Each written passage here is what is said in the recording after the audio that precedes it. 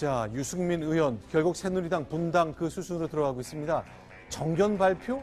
아니 내가 그렇게까지 해야 되나? 아주 굉장한 모욕이라고 말했습니다. 분당 임박한 상황 지금부터 정리하겠습니다. 비박계 대변인 역할을 했던 것이 황영철 의원이거든요. 오늘 이렇게 말했습니다. 오늘 오찬회의에 모인 의원님들의 뜻은 이제는 결단을 할 때가 되었다. 우리의 마지막 요구였던 유승민 비대위원장 제안도 오늘 의총의 논의의 결과로 보았을 때 거부된 것으로 판단할 수밖에 없다. 우리는 탈당을 구체화하기 위한 실행에 적극적으로 돌입하자라고 의견을 모았습니다. 자, 구자웅 차장. 네. 진짜 이제 새누리당 분당하는 거죠? 일단 내일 오전 7시 30분에 이 네. 국회의원회관에서 비박계 의원들이 회동을 갖기로 했습니다. 왜냐하면 정우택 원내대표가 이 비박계가 요구한 유승민 비대위원장 카드를 사실상 거부했기 때문인데요. 네. 내일 회동 이후에 얼마나 많은 의원들이 탈당을 결행할지 네. 그 귀추가 주목이 되는 상황입니다. 자, 그러면 일단 유승민 비대위원장 좀 모시자 했으나 그 아무것도 진척이 지금 없는 상태이죠. 자, 서영호 소장님, 네. 좀 정리 좀 해주십시오. 친박, 비박, 중도 생각이 다 다르네요. 그렇죠. 친박에서는 현재 유승민과 김무성은 절대 안 된다라고 하는 입장이고요. 그 비박에서는 만약에 유승민을 세우지 않으면 비대위원장으로 이번에는 절대로 참여하지 않겠다. 그리고 탈당 내지 분당도 각오하겠다고 하는 입장이고 네. 중도에서는 네. 만약에 친박이 유승민을 수용하기 어려우면 김무성 전 대표라도 삼고 처리해서 모셔야 해서 당이 분당되는 상황은 최대한 막아야 되는 거 아니냐 하면서 사실상 중도 진영은 비박 편을 지금 들어주고 있는 상황입니다. 네. 자, 일단 유승민 의원 결국 비대위원장으로 천거는 됐습니다만 일단 친박 진영에서 절대 안 된다는 것 때문에 일단 쉽지 않은 상황이거든요. 오늘 이렇게 말했습니다. 유승민 비대위원장 후보자라고 불러야 되나요? 그의 생각 들어보겠습니다. 비대위원장을 뽑는 과정이 무슨 경선을 하는 것도 아니고 저한테 무슨 정견 발표를 요구하는 것은 최소한의 예의도 없는 일이라고 생각합니다. 비대위원장 선출을 만약 경선으로 가겠다면 거기에는 응하겠습니다. 친박이 추천하는 후보하고 제가 토론도 하고 정견 발표도 하겠습니다. 그렇게 하실 의향이 있으면 그렇게 하시고 안 그러면 그런 무례한 발언을 안 해줬으면 좋겠습니다. 그거는 아직 못 들었습니다만은, 예, 저도 의원님들하고 충분히 고민을 해보겠습니다. 예, 그 부분에 대해서도 충분히 대화를 하고 있습니다. 그러니까 김무성 대표님하고 직접 하는 건 아니지만 충분히 이야기를 하고 있습니다. 예. 무례하다? 그건 왜 그런 겁니까? 어떤 상황이 있었길래 이렇게 무례한 요구를 나한테 하느냐 얘기하는 거죠? 이 정진석 원내대표가 이제 비박계에서 유승민 비대위원장 카드를 제안하지 않았습니까? 네. 그러니까 이제 그걸 찬반을 의원총회에서 논의하자 이렇게 얘기한 게 아니고요. 네. 의원총회를 열 테니까 비대위원장 후보자 자격으로 유승민 의원이 참석을 해서 앞으로 비대위원장이 되면 당을 어떻게 바꿀 건지 정견을 좀 발표해봐라. 그러면 그 얘기를 듣고 의원들이 판단을 해서 비대위원장을 줄 것인지 말 것인지 결정하겠다. 이제 이렇게 얘기를 하니까 이것이 무슨 유승민 의원 입장에서는 무슨 비대위원장 경선하는 것도 아닌데 네. 와서 정견을 발표해라. 이렇게 얘기하는 것은 무례한 거 아니냐. 네. 이렇게 지금 반박을 하고 있는 겁니다. 이제 정견을 발표해라. 당신 생각을 듣고 싶다라고 친박이 요구한 건 왜 그런 겁니까? 좀 순치시켜서 고분고분하게 만들겠다 그런 겁니까? 제가 볼 때는 원래 대통령 탄핵에 대한 책임론 때문에 친박이 탄핵 가결까지만 해도 궁지에 몰렸다가 원내대표 선거를 하면서 이것이 탄핵 찬성이냐 반대냐고 하는 상식과 비상식 그리고 80%의 탄핵을 찬성하는 사람과 20%를 탄핵을 반대하는 이 여론을 친박과 비박의 계파 싸움으로 만들면서 정우택 원내대표 선거에서 이기면서 바로 제가 볼 때는 친박이 기세를 잡고 비박에 대해서 군기를 잡겠다라고 하는 본격적인 생각을 드러낸 것 같다는 생각이 듭니다. 그래서 현재 있어서 비박을 사실상 친박에서는 함께 할 수 없는 세력 하더라도 충분히 무릎을 꿇린 다음에 그래서 길들이고 나서 함께 당을 운영할 때 하더라도 이번에는 비박에게 무릎 꿇을 수 없다라고 하는 강한 의지를 보기 때문에 지금 현재 남아있는 카드는 실제로 비박이 김무성과 유승민 의원이 동시에 탈당할 수밖에 없는 그런 상황으로 내몰리고 있다라고 분석하는 게 옳을 것 같다는 생각이 듭니다. 네. 그러니까 이제 유승민 의원이 비대위원장 제안 직전에 이런 얘기를 하지 않았습니까? 전권을 주는 이 비대위원장이라면 수락하겠지만 그런 것이 아닌 뭐 차 떼고 포 떼는 뭐 이런 어정쩡한 비대위원장이라면 또 네. 그 비대위원장을 수락하지 않겠다 이렇게 얘기를 했는데 그럼에도 불구하고 이 정우택 원내대표가 일단 당신의 생각이 무엇인지 궁금하니까 와서 의원들한테 설명을 해봐라. 그 설명을 듣고 결정을 하겠다 이렇게 얘기를 이제 하니까 이 당사자인 유승민 의원은 좀 뭐 무리하다고 하면서 좀 반발을 하고 있는 상황입니다. 근데 정말 세월이 짧은 겁니까? 자, 지금 저 장면은 총선 때 하얀색 자켓을 입었거든요. 무소속입니다. 공천 못 받아서 거의 쫓겨나다시피 했던 그거든요. 그렇습니다. 뭐 동료 의원들이었던 새누리당 다른 의원들도 저 지역구에 가서 지원 유세를 하거나 이런 일이 없었고 저렇게 흰 옷을 입은 무소속 후보들끼리만 서로 품앗이를 해서 유세를 마치고 일부만 살아서 다시 새누리당으로 돌아온 상황인데 저렇게 어려움을 겪고 돌아왔고 자신의 생각이 무엇인지 당을 어떻게 개혁해 나갈 것인지 여러 차례 밝혀왔음에도 불구하고 정견을 발표해봐라 이렇게 말하는 것은 비박 쪽에서 친박들에게 책임을 묻지 않겠다. 그러니까 누구의 잘잘못을 따지지 않고 우리는 포용과 융합으로 가야 됩니다. 이런 말 한마디 해주기를 친박에서는 간절히 원하고 있었던 것이죠. 네. 그런데 내가 무슨 얘기할지 다 알면서 나보고 이런 얘기를 하라고 이런 화가 네. 났겠죠. 자, 실제로 이제 친박의 김태흠 의원 얘기 들어보면요. 아예 이제 유승민 체제 뭐 상상하기도 싫은 것 같습니다. 천건을 해달라 그랬으나 수용은 도저히 못하겠다는 상황인데 이렇게 말했습니다. 소개합니다. 찬반이 있는 것 같은데요. 당내 분열을 그 선대에서 야기시킨 분이 비대위원장 하면은 주류 쪽에서 수용 가능성을 내비친 분도 계신가요? 글쎄요, 그건 거의 없는 것 같은데. 그 얘기를 해요. 네. 자, 그럼 이 상황을 좀 정리를 좀 해주십시오. 네, 지금 그 방금 속보가 들어왔는데 네. 유승민 의원이 아까 채널에 자막에도 나왔었는데 네. 만약에 친박에서 비대위원장 경선을 한다고 하면 난 네. 참여하겠다. 그리고 친박 후보와 유세 대결을 펼쳐서 그 중앙위원으로부터 선택을 받겠다라고 얘기를 한 것 같습니다. 이렇게 되면 좀 상황이 좀 복잡해지는데 제가 볼 때는 유승민 의원은 탈당을 하지 않기로 결정을 한 건 아닌가. 결국 그래서 비박이 탈당하는 경우는 김무성과 김무성 의원들만 탈당하게 된다면 네. 탈당의 규모가 생각보다 좀 작아질 우려가 있고 유승민 의원은 비대위 경선에 참여하겠다는 것은 결국 당에서 당선하든 떨어지든 간에 네. 새누리당 내에 남아서 당을 개혁하는 쪽으로 정리한 건 아닌지 조금 더 그 상황을 좀 지켜봐야 될 것 같은데 이렇게 되면 비박의 탈당 규모가 상당히 줄어들 우려가 상당히 높은 것 같다는 생각이 듭니다. 네. 일단 이제 내일 오전에 비박계 의원들이 회동해서 이제 네. 탈당을 결의할지, 탈당을 결의한다면 몇 명의 의원들이 탈당할 것을 결의하는지를 좀 지켜봐야 되는데요.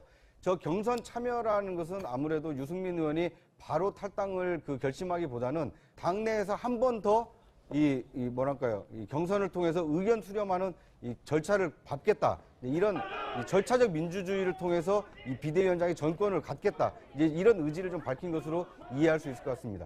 근데 지금 비박계가 탈당을 탈당으로 이 친박계를 압박하고 있는 것은요.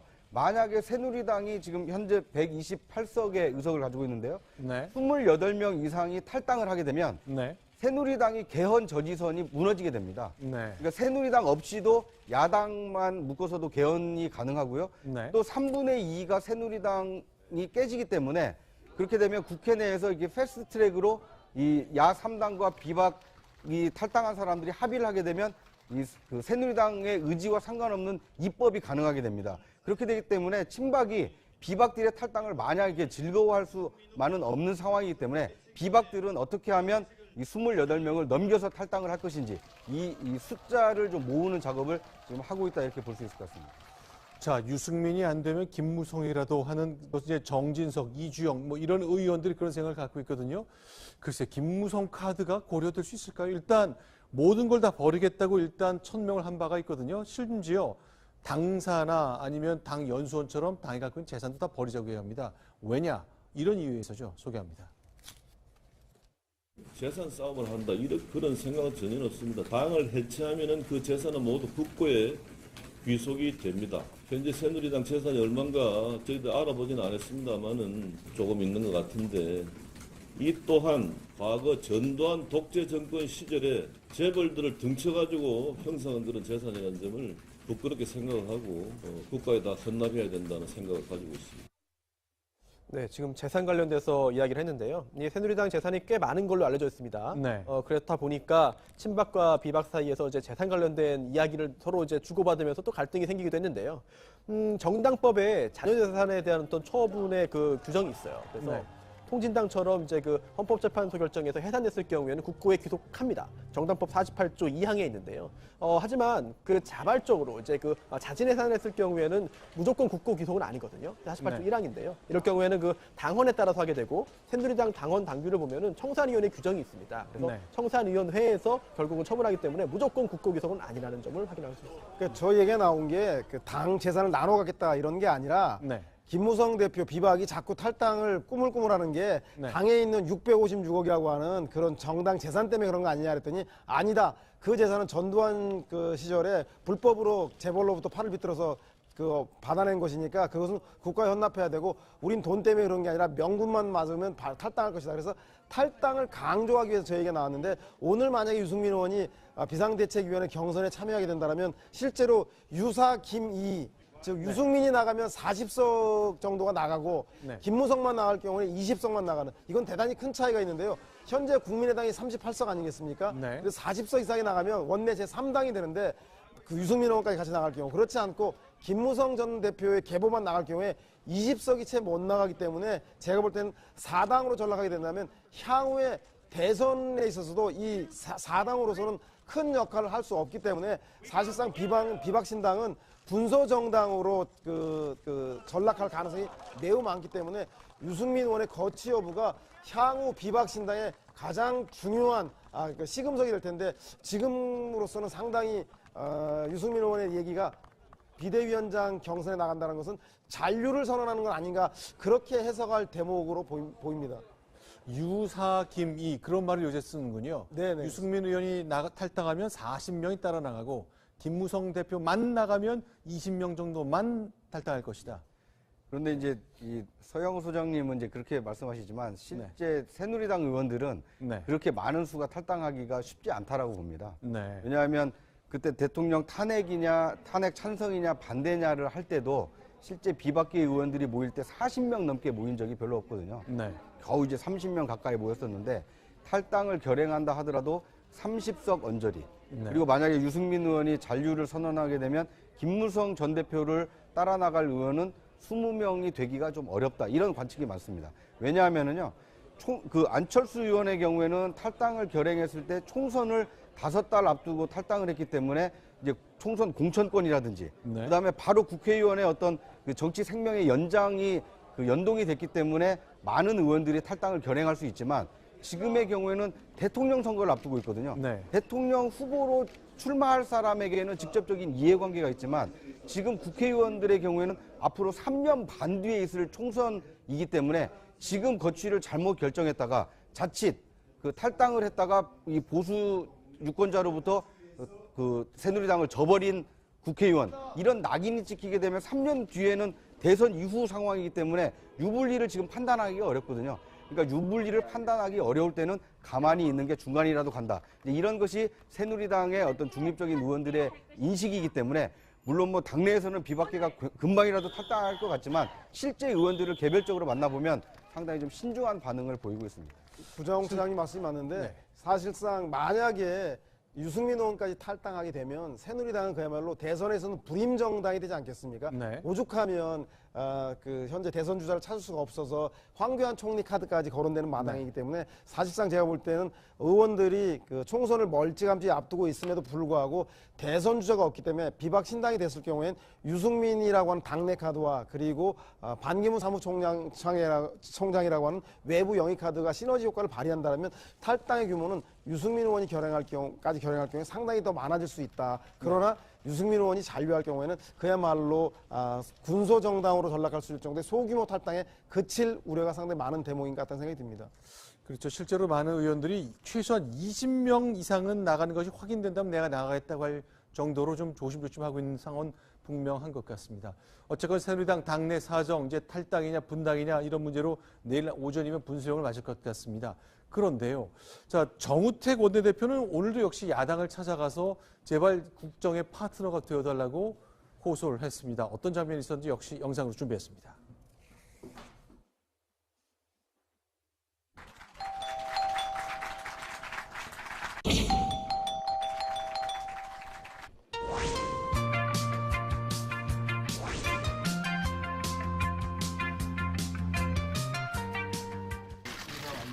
오늘은 면담 저희가 곤란합니다. 왔다 갔다 하는 얘기를 좀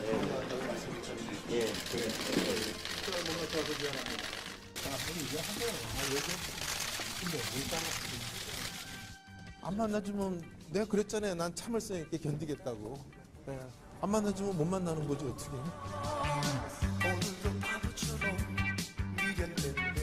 문전 박대를 당하러 갑니다.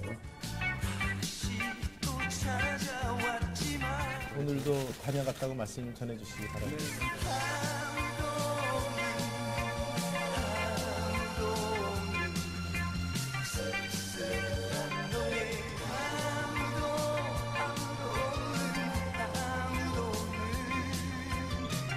아니 내가 한 일주일만 냉각기를 갖자 그렇게 말씀드렸는데 문전박대 코스프레를 하신 거죠. 좀 결례 아니냐 이런. 자, 어떻습니까, 이동욱 차장? 예, 우상호 민주당 원내대표도 말한 것처럼 일주일 정도는 냉각기를 갖자라고 분명히 말을 했지 않습니까? 그리고 그 이전에도 친박 계열이 당선이 원내대표로 당선이 되면은 우리는 대화 상도를 인정하지 않겠다라고 분명하게 밝혔던 상황에서 계속해서 찾아가는 것은 누가 봐도 결례인 측면이 있고 굳이 저렇게 해서 자꾸 찾아가려고 한다면은 야당과 대화를 하기 위한 뭔가 선물 하나 정도는 들고 갔어야 되는데 아무것도 없이 그저 내 인사를 좀 받아주세요라고 해서 연거푸 찾아다니는 것은 야당과 협상에서도 그 국민들이 보기에도 썩 좋은 모습은 아닌 것 같습니다. 저건 이제 그 국민을 위한 이 문전박대가 아니고요. 새누리당 지지자와 친박 지지자들을 향한 내가 이렇게 노력을 하는데 야당이 나를 계속 문전박대하고 있다. 나는 열심히 노력하고 있다. 이걸 이제 보여주기 위한 좀 행위인 것 같고요. 지금은 사실 국회에 그렇게 큰 현안이 없습니다. 22일로 예고되어 있는 그 5차 이 국조 특위 정도가 어떻게 남아있는 그 국회 일정인데 지금은 그 만나서 여야 간에 그 협의를 해야 될 사안이 있는 게 아니거든요. 대통령 탄핵이 어떻게 결정이 될 건지 또 이제 내년 그 대정부 질문 이후에 내년 그 국회 일정을 잡으려면 앞으로 이 국회 임시국회가 끝나야 되거든요. 그러니까 이제 정우택 원내대표의 저런 뭐 만나려고 하는 노력 자체는 뭐 가상하지만 좀 실익이 없고 너무 좀 보여주기식 문전박대 아닌가 하는 생각이 좀 그런 생각을 지울 수가 없습니다. 알겠습니다. 자, 이제 여당 얘기를 좀 정리를 해봤고요. 하는 거는 최소한의 예의도 없는 일이라고 생각합니다. 비대위원장 선출을 만약 경선으로 가겠다면 뭐 거기에는 응하겠습니다. 친박이 추천하는 후보하고 제가 토론도 하고 정견 발표도 하겠습니다. 그렇게 하실 의향이 있으면 그렇게 하시고 안 그러면 그런 무례한 발언을 안 해줬으면 좋겠습니다. 그거는 아직 못 들었습니다만은 예, 저도 의원님들하고 충분히 고민을 해보겠습니다. 그 부분에 대해서도 충분히 대화를 하고 있습니다. 그러니까 김무성 대표님하고 직접 하는 건 아니지만 충분히 이야기를 하고 있습니다. 무례하다? 그건 왜 그런 겁니까? 어떤 상황이 있었길래 저런 이렇게 무례한 요구를 나한테 하느냐 얘기하는 거죠? 이 정진석 원내대표가 이제 비박계에서 유승민 비대위원장 카드를 제안하지 않았습니까? 그러니까 자, 유승민 의원 결국 새누리당 분당 그 수순으로 들어가고 있습니다. 정견 발표? 아니 내가 그렇게까지 해야 되나? 아주 굉장한 모욕이라고 말했습니다. 분당 임박한 상황 지금부터 정리하겠습니다. 비박계 대변인 역할을 했던 것이 황영철 의원이거든요. 오늘 이렇게 말했습니다. 오늘 오찬회의에 모인 의원님들의 뜻은 이제는 결단을 할 때가 되었다. 우리의 마지막 요구였던 유승민 비대위원장 제안도 오늘 의총의 논의의 결과로 보았을 때 거부된 것으로 판단할 수밖에 없다. 우리는 탈당을 구체화하기 위한 실행에 적극적으로 만약에 유승민을 세우지 않으면 비대위원장으로 이번에는 절대로 참여하지 않겠다. 그리고 탈당 내지 분당도 각오하겠다고 하는 입장이고 중도에서는 만약에 친박이 유승민을 수용하기 어려우면 김무성 전 대표라도 삼고 처리해서 모셔해서 당이 분당되는 상황은 최대한 막아야 되는 거 아니냐 하면서 사실상 중도 진영은 비박 편을 지금 들어주고 있는 상황입니다. 자, 일단 유승민 의원 결국 비대위원장으로 천거는 됐습니다만 일단 친박 진영에서 절대 안 된다는 것 때문에 일단 쉽지 않은 상황이거든요. 오늘 이렇게 말했습니다. 유승민 비대위원장 후보자라고 불러야 되나요? 그의 생각 들어보겠습니다.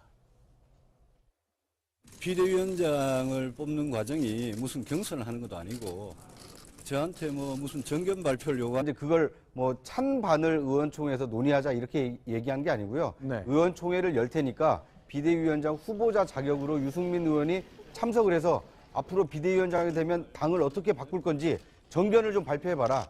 그러면 그 얘기를 듣고 의원들이 판단을 해서 비대위원장을 줄 것인지 말 것인지 결정하겠다. 이제 이렇게 얘기를 하니까 이것이 무슨 뭐 유승민 그 의원 입장에서는 무슨 비대위원장 경선하는 것도 아닌데 네. 와서 정견을 발표해라. 이렇게 얘기하는 것은 무례한 거 아니냐. 네. 이렇게 지금 반박을 하고 있는 겁니다.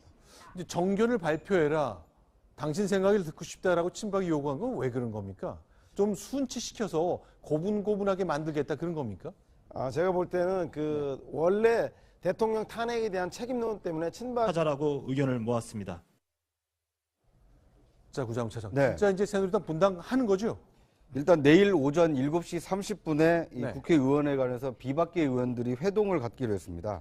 왜냐하면 정우택 원내대표가 이 비박계가 요구한 유승민 비대위원장 카드를 사실상 거부했기 때문인데요. 네. 내일 회동 이후에 얼마나 많은 의원들이 탈당을 결행할지 네. 그 귀추가 주목이 되는 상황입니다. 자, 그러면 일단 유승민 비대위원장 좀 모시자 했으나 그 아무것도 진척이 지금 없는 상태죠. 자, 서영호 소장님, 네. 또좀 정리 좀 해주십시오. 친박, 비박, 중도 생각이 다 다르네요. 그렇죠. 친박에서는 현재 유승민과 김무성은 절대 안 된다라고 하는 입장이고요. 그 비박에서는